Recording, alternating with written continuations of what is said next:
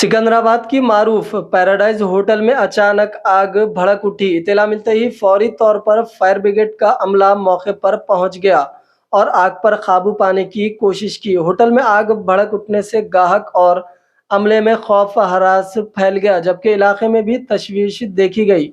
Hotel में अचानक आग का शोला भड़क उठा और धुआं फैलने लगा, जिसके बाद ग्राहक अफरा तफरी के आलम में होटल से बाहर आ गए। फायर ब्रिगेड ने बड़ी मशक्कत के बाद आग पर काबू पा लिया। बताया गया है कि ग्राहकों को फौरी तौर पर होटल से बाहर निकाल लिया गया, जिसकी वजह से बड़ा हादसा होते होते टल गया। तमाम लोग महफूज रहे। पुलिस की जानिब से आग लगने की वजह पता लगाई जा रही है।